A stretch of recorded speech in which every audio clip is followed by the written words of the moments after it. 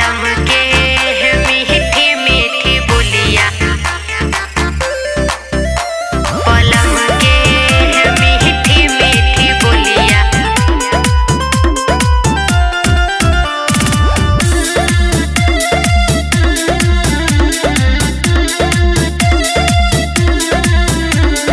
कारी कारी अखिया रे सखिया बड़ी निकल गेला।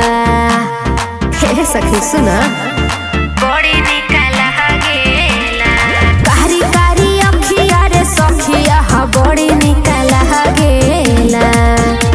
बलम के मीठी मीठी बोलिया दिल में गोलिया दह गेला। बलम के मीठी मीठी बोलिया दिल में गोलिया दह गेला। दिल में गोलिया दह गेला।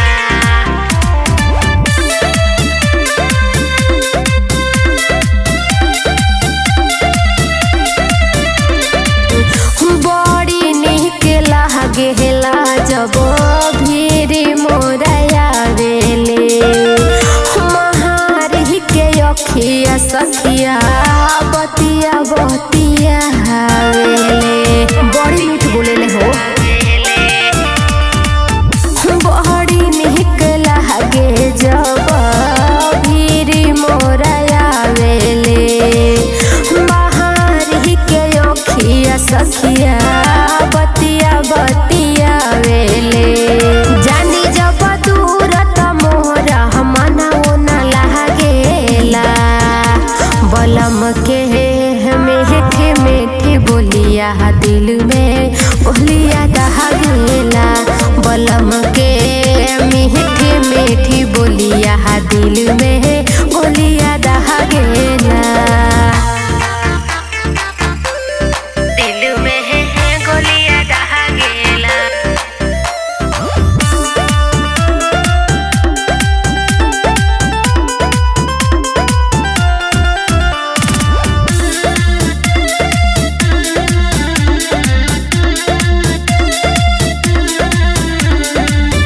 राखेला हमके सखी सीना से सटाई के।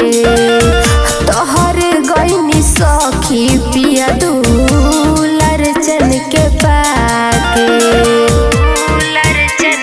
बड़ी सुख दिले ये सखी। राखेला हमके सखी सीना से सटाई के। तोहर गईनी सखी पिया दूलर चन के पाके। देवरा रंजीत यासी तो सखीर किसे झाकेला। बलम के मीठी मीठी बोलिया दिल में गोलिया दह गेला। बलम के मीठी मीठी बोलिया दिल में गोलिया दह गेला। हे सखी सुना।